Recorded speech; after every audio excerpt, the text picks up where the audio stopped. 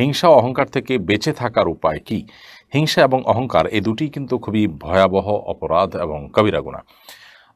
সৃষ্টি জগতের প্রথম অপরাধ যেটি সংগঠিত হয়েছে সেটি হলো যে হিংসা, এরপরে অহংকার।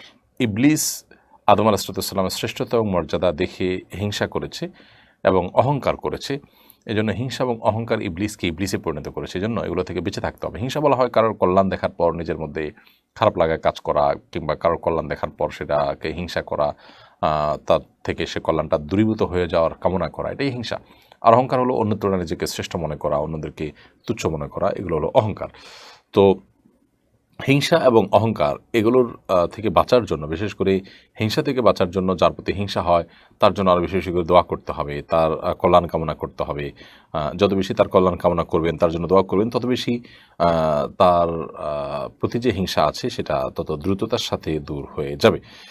বিধায় কারোর প্রতি হিংসা হলে আরও বেশি বেশি করে তার কল্যাণ কামনা করা উচিত, নিজের ইচ্ছার বিরুদ্ধে তার জন্য দোয়া করা উচিত। এর মাধ্যমে আশা করা যায় ইনশা আল্লাহ বিইذনিল্লাহ নিজের মনের মধ্যে থাকার হিংসা দূর হয়ে যাবে।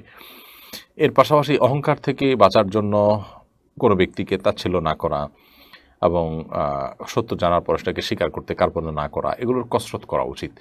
এবং আল্লাহ তাআলার কাছে দোয়া করা যেতে পারে, আল্লাহুম্মা জাআলনি ফি আইনি সগীরা ওয়া ফি আ'য়ুনিন নাসি কাবীরা। হে আল্লাহ, আপনি আমাকে আমার নিজের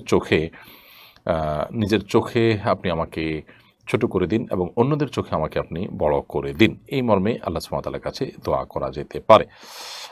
ইনশাআল্লাহ এর মাধ্যমে আশা করা যায় আল্লাহ তাআলা আমাদেরকে বিনয়ী হওয়ার তৌফিক দেবেন এবং অহংকার থেকে মুক্তি দান করবেন।